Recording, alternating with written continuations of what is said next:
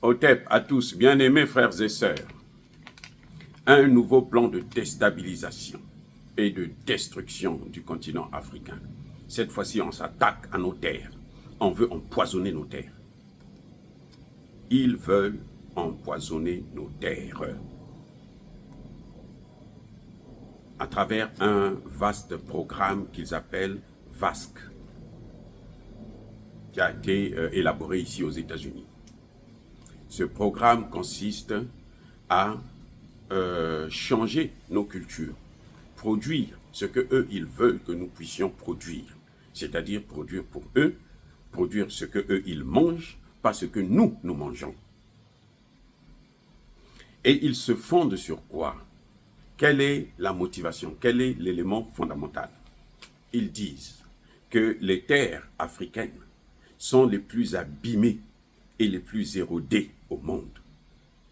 Je dis bien les plus abîmés et les plus érodés au monde.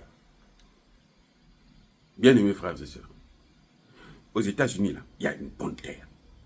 En Inde, une bonne terre. En Amérique, une bonne terre. En France, une très bonne terre. La terre est tellement bonne qu'ils ne produisent pas de café, ils ne produisent pas de cacao. Ils sont obligés de courir chez nous pour venir trouver des grands champs là où il y a le café et le cacao. Mais vous vous rendez compte, mais ils disent quand même que non, ces terres sont les plus abîmées du monde.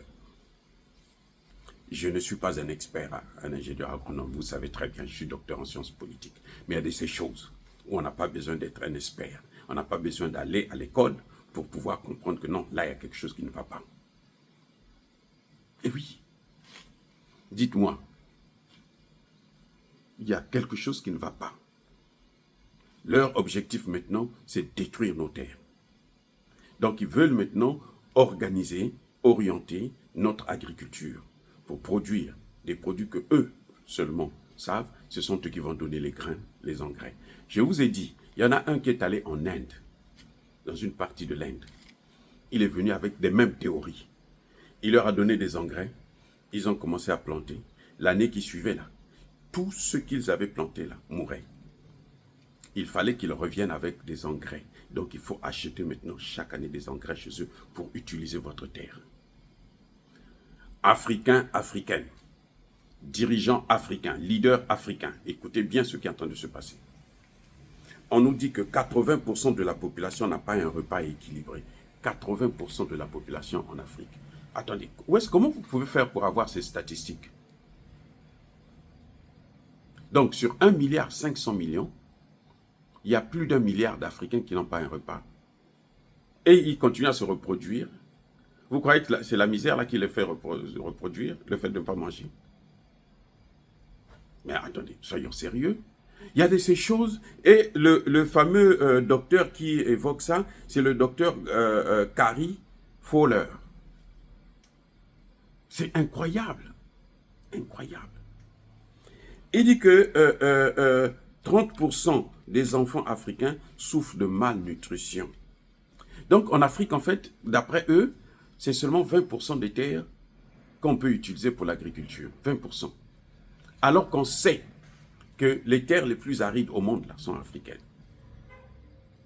Je vous ai dit dernièrement que, tout à l'heure là, qu'on n'a pas besoin d'être ingénieur pour connaître ça. Quand j'étais jeune, ma mère achète la tomate. Elle lave la tomate. Vous savez, quand vous coupez ça, il y a des grains qui tombent.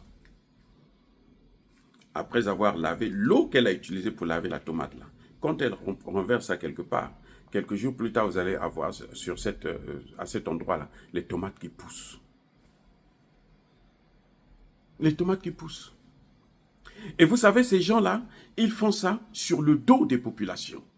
Ils vont voir les dirigeants africains et puis on leur fait croire des choses, des monts et merveilles, comme chez nous, les Africains, malheureusement, nos dirigeants, jusqu'à présent, ne vivent que de l'aumône. Eux, la seule chose qui les intéresse, c'est qu'on les aide. Aidez-nous, aidez-nous, aidez-nous. Ce sont eux qui ont toutes les matières premières au monde. Toutes les richesses du monde, là, Dieu leur a donné ça. Mais eux, ils vivent seulement de l'aumône. Aidez-nous, aidez-nous. Ils ont une organisation, l'Union africaine, qui vit que des aides, subventionnées par l'Union européenne et les États-Unis. Les salariés de l'Union africaine, là, ils sont payés par l'Union européenne et par les États-Unis. Comment voulez-vous évoluer comme ça? C'est pour ça qu'ils détruisent nos pays, à cause de la flatterie. C'est ça. Et donc, nous devons sortir de cet engrenage. Nous devons sortir de ce système-là. Nous devons sortir de cette situation où nous sommes là toujours à vivre sur le dos des autres, au rythme des autres. Parce que moi, je ne crois pas que les terres africaines soient les plus abîmées au monde. Alors qu'aujourd'hui, le monde entier compte sur l'Afrique là, pour la lutte contre le réchauffement climatique, la protection des forêts. L'Amazonie là, ils sont partis faire leur agriculture là, non? L'Amazonie là, c'était la plus grande forêt au monde. Mais aujourd'hui, il n'y a plus rien. Ils ont détruit complètement cette Amazonie. Et c'est ce qu'ils veulent venir faire en Afrique. Aux dirigeants africains de comprendre que l'Afrique là ne leur appartient pas. L'Afrique n'appartient pas à ses dirigeants. Elle appartient aux Africains. Et que tout ce que vous faites qui est contraire à la volonté de nos peuples, tout ce que vous faites pour faire plaisir à vos amis occidentaux, croyez-moi, vous allez le payer de la manière la plus horrible qui soit. On ne peut plus tolérer qu'au XXIe siècle, nous puissions continuer à être les esclaves de ces autres-là. On nous disait qu'au Burkina Faso, on peut rien planter. Eh oui, on nous disait qu'au Burkina Faso, on ne peut rien planter. Le Burkina Faso, là, c'est le grenier de l'Afrique de l'Ouest. Burkina Faso, Mali, Niger, ce sont eux les plus grands producteurs en aliments, en viande, en légumes, dans l'Afrique de l'Ouest. Eh oui, ce sont eux. C'est pour ça que même quand ils disent que non, le fait de sortir de la CEDEAO, les frontières, le commerce et tout, ça va impacter d'abord les autres. Oui, ça va les impacter d'abord. Parce que, effectivement, eux, ils auront un grand marché. Et puis, il y a d'autres pays qui peuvent consommer. Je vous dis, si vous prenez seulement la Chine, elle peut consommer tous les produits de l'AES. C'est des consommateurs. Ils en ont besoin actuellement.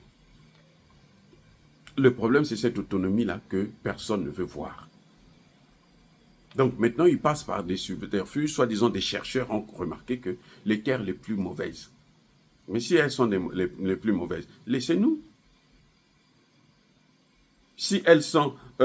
quand il y a quelques Africains qui quittent l'Afrique pour venir dans leur pays, on les pourchasse à la baïonnette. Il y en a qu'on tue là, dans les ports, là, quand ils arrivent là. On les tue, les cadavres, les carabiniers le font en Italie. Vous voyez? Et ça, c'est juste un petit nombre. C'est même pas 1%. C'est 0,0001% qui quittent. L'essentiel des mouvements africains, là, des déplacements, c'est en Afrique. Vous allez au Congo, vous allez au Cameroun, vous allez vous allez voir plein de Sénégalais, plein de Maliens, plein de ceci. Parce que l'essentiel des déplacements, là, c'est d'abord au sein même de l'Afrique. Ce n'est pas à l'étranger, c'est au sein de l'Afrique. Donc, comment ils vont venir maintenant nous planter une théorie? Et ces gens-là, ils vivent comment? Bien-aimés frères et sœurs, nous devrons continuer à être vigilants. C'est pour ça qu'il faut vraiment encourager les pays de l'AES pour qu'ils puissent aller de l'avant et plus rapidement encore. Parce que la guerre, elle est déjà là. C'est une guerre asymétrique. Oh, dire cela, c'est inciter à la haine ou à la violence, non. Il y a ma colère, il y a ma laine. Encore une fois de plus, bien-aimés frères et sœurs, soyez bénis. Je persiste et je signe. Soyez abondamment bénis par le Dieu des Kémites et par nos ancêtres angélisés. Mais que tous ceux qui persécutent le continent africain le pillent et le déstabilisent, qu'ils soient noirs, blancs, chinois, arabes, juifs, indiens ou qui qu'ils soient punis, maudits, foudroyés, neutralisés, écrasés, effacés par le Dieu des Kémites et par nos ancêtres angélisés. Vive l'Afrique éternelle, j'ai dit et j'assume.